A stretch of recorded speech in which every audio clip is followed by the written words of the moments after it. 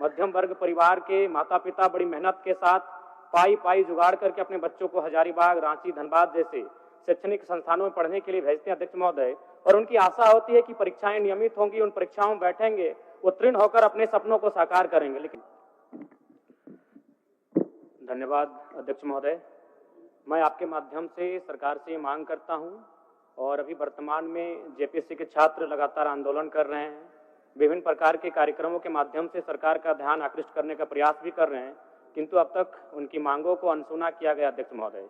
छात्र के विषय राज्य के सदैव ज्वलंत मुद्दे रहे हैं, और आज झारखंड राज्य जिस पृष्ठभूमि से आता है, मध्यम वर्ग परिवार के माता पिता बड़ी मेहनत के साथ पाई पाई जुगाड़ करके अपने बच्चों को हजारीबाग, रांची, धनबाद जैसे शैक्षणिक संस्थानों में पढ़ने के लिए भेजते हैं अध्यक्ष महोदय, और उनकी आशा होती है कि परीक्षाएं नियमित होंगी, उन परीक्षाओं में बैठेंगे, उत्तीर्ण होकर अपने सपनों को साकार करेंगे। लेकिन आज दुर्भाग्य की बात है कि राज्य की सर्वोच्च संस्था नियुक्ति की जेपीएससी में अध्यक्ष नियुक्त नहीं किए जाने से परीक्षा संबंधित काफी समस्याएं हैं और भी अन्य समस्याएं हैं। अतः मैं आपके माध्यम से सरकार से मांग करता हूं, सर्वप्रथम जेपीएससी का चेयरमैन नियुक्त किया जाए, साथ ही साथ जेपीएससी और जेसीसी का एक वार्षिक कैलेंडर जो कि आपके घोषणा पत्र में भी सरकार का था, उसे जारी किया जाए, ताकि छात्र अपने भविष्य और परीक्षाओं को लेकर एक पॉजिटिव हो सके। धन्यवाद अध्यक्ष महोदय। माननीय 2023 को सरकार द्वारा 80 उत्कृष्ट विद्यालयों का उद्घाटन किया गया है। क्या यह बात सही है कि 2017 में कंप्यूटर आधारित शिक्षा प्रदान करने के लिए स्मार्ट क्लासरूम योजना आरंभ की गई है? माननीय मंत्री जी कौन जवाब देंगे? जी बैठिए। जयराम जी बैठिए। जयराम जी। अध्यक्ष महोदय, माननीय सदस्य का जो प्रश्न है, इनका प्रश्न है कि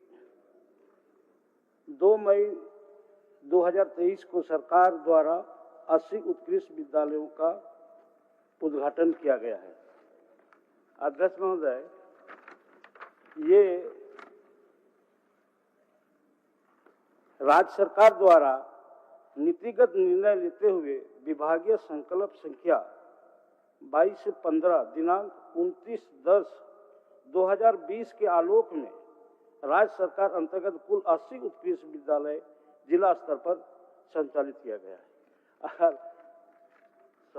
माननीय सदस्य जो प्रश्न है कि 2023 में उत्कृष्ट,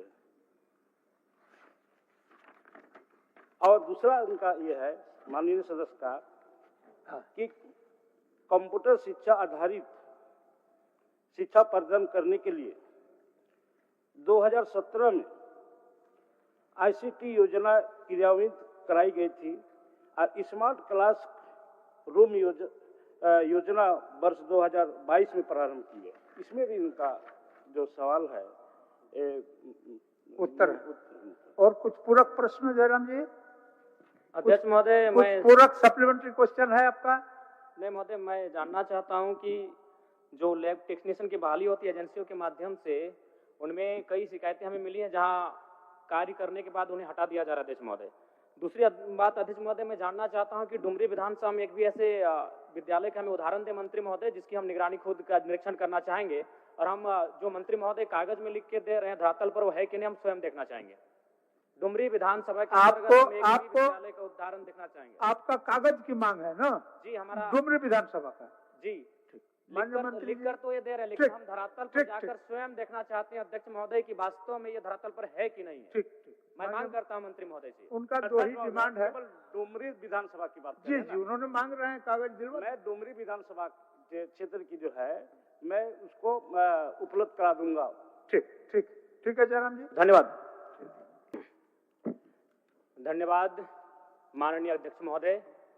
आज मैं महामहिम राज्यपाल महोदय के द्वारा प्रस्तुत अभिभाषण पे हो रहे वाद विवाद पर अपनी प्रतिक्रिया देने के लिए आया हूं।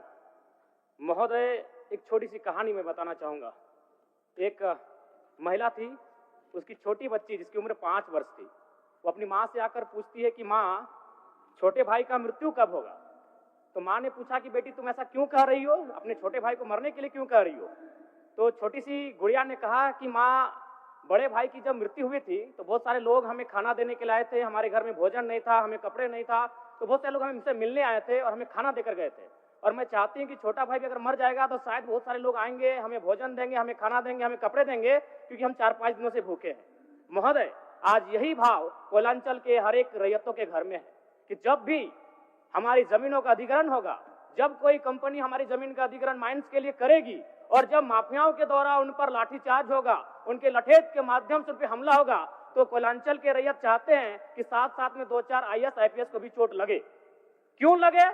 न विगत कुछ दिन पहले बागमारा में एक घटना घटी थी, हिलटॉप कंपनी का मामला था, DSP महोदय घायल हुए थे। सरकार ने वीडियो कॉल से बात किया था, सरकार ने उस मामले को संज्ञान में लिया था, लेकिन ठीक उसके कुछ दिन बाद सिंदरी के सुरंगा में फिर एक घटना घटती है। इस बार महिलाओं को सड़क पे दौड़ा दौड़ा कर पीटा गया, उनकी साड़ियों को फाड़ा गया, उनके कान की बालियों को नोचकर छीन लिया गया, लेकिन न FIR होता है न कार्रवाई होती है। महोदय, इसी प्रकार से आज एक मामला संज्ञान में आया है। मैं सदन को सचेत करना चाहूंगा, ये मामला मांडू का है। महोदय, मांडू के प्रभावित गांव बसंतपुर, पचड़ा, कोतरे, बालमहुआ, हुरदाग, रहवान, पचमो, इचाकडी, बरगैया, ठोठाटा, लइयो, दनिया, यहाँ एक कंपनी है।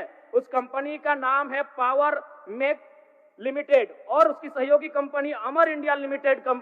इनके माध्यम से खनन का कार्य होना है। अध्यक्ष महोदय, विगत 2-3 दिनों से लगभग 500 की संख्या में महिलाएं धरने पर बैठी हैं। ये मामला मैं सरकार को आपके माध्यम से संज्ञान में देना चाहता हूं। अगर सरकार संवेदनशील है, क्योंकि लॉ एंड ऑर्डर की बात करती है, ये सामाजिक न्याय की बात करती है, विधि कानून की बात करती है, तो भारतीय संविधान आर्टिकल 14 कानून के समय सबको बराबरी की बात करता है। एक DSP घायल हुए, आपने लॉ एंड ऑर्डर को हाथ में लिया, DIG IG ने मार्च किया, DSP ने संज्ञान में लिया, DC घटनास्थल पर गई, लेकिन जब ग्रामीणों को पीटा जाता है, जब ग्रामीणों की जमीनों को जबरन लिया जाता है, कानून अपनी प्रतिक्रिया क्यों नहीं देता? अध्यक्ष महोदय, इसलिए मैं एक गंभीर मामला आपके संज्ञान में देना चाहता हूं।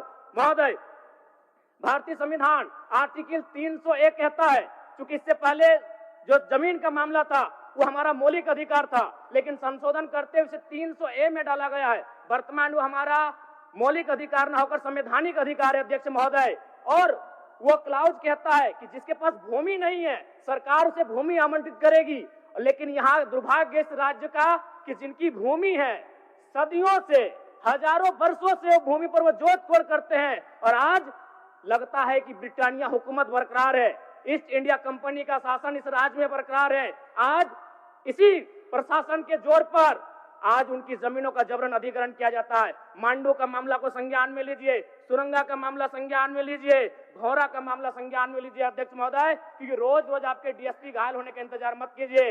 विधि के समक्ष अगर सब बराबर हैं तो रैयतों को भी जान जाती है, रैयतों को भी चोट लगता है। इस मामले को संज्ञान में लेंगे। महोदय, मैं आगे कहना चाहूंगा, अभी वरिष्ठ नेता ने कहा लॉ एंड ऑर्डर, मैं मानता हूं कि लॉ एंड ऑर्डर आपका है, लेकिन कहां है अध्यक्ष महोदय?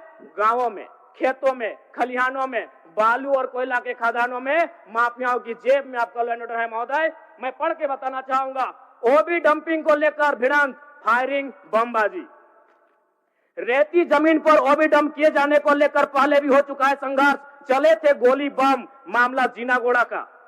देव प्रभा आउटसोर्सिंग के समर्थकों व ग्रामीणों में झड़प, पत्थरबाजी व फायरिंग, तीसरा थानेदार का हाथ टूटा।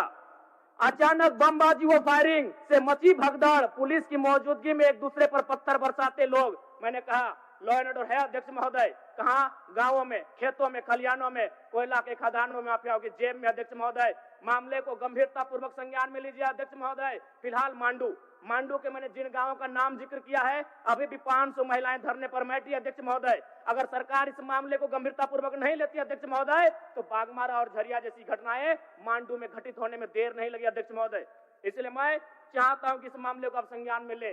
दूसरी बात अध्यक्ष महोदय, मैं आपके माध्यम से एक अत्यंत गंभीर मामला संज्ञान में देना चाहता हूं। धनबाद जिला तोपचाची प्रखंड अंतर्गत पिपराडी गांव, आजादी के 78 साल बाद भी उस गांव की सड़क मुख्य सड़क से जुड़ नहीं पाई है। उनका मामला आता है अभयारण्य भूमि, सेंचुरी का भूमि का मामला संज्ञान में आता है। अध्यक्ष महोदय, मैं सदन के माध्यम से सरकार से पूछना चाहता हूं कि पारासनाथ पहाड़ में सड़क बन सकता है तो पिपराडी गांव में क्यों नहीं बन सकता है? अध्यक्ष महोदय, पारासनाथ पहाड़ में जिन लोगों की सड़क की जरूरत थी अध्यक्ष महोदय, चूंकि वह धनी लोग थे, वो संपन्न लोग थे, इसलिए परासनाथ के पहाड़ में जो कि सेंचुरी अभयारण्य है, सड़क चली गई, लेकिन पिपराडी गांव सड़क नहीं जा पा रही। अध्यक्ष महोदय, ये तोपचाची प्रखंड का मामला है, इसे संज्ञान में लेंगे। दूसरी बात अध्यक्ष महोदय, जो विषय मैंने कहा 300A में स्पष्ट है कि राज्य अपनी विधायकी शक्ति का उपयोग करके संपत्ति के अधिकारों को सीमित, कम या बदल कर सकता है। इसलिए आपसे आग्रह होगा, जो भी मामले भूमि संबंधित खासकर खनन क्षेत्रों से आते हैं, उसके लिए आप एक पोर्टल बनाए अध्यक्ष महोदय, एक शिकायत पत्रिका बनाए अध्यक्ष महोदय, क्योंकि मामला बहुत ही हिंसक रूप धारण कर लेता है। मैं उस क्षेत्र से आता हूं, मैं कोयलांचल के क्षेत्र से आता हूं अध्यक्ष महोदय, मैं रोज बमबारी, गोली, तमाम घटनाओं को देखता हूं, सुनता हूं अध्यक्ष महोदय, और आम व्यक्ति की कहीं सुनी नहीं जाती है। इसलिए आपके माध्यम से सरकार से मेरा आग्रह होगा, ऐसे विषयों पर सरकार गंभीर रहे। अगर गंभीर नहीं रहती है तो अप्रिय और अनहोनी घटना होने में देर नहीं लगी अध्यक्ष महोदय। धन्यवाद। धन्यवाद अध्यक्ष महोदय, बहुत बहुत धन्यवाद। माननीय सदस्य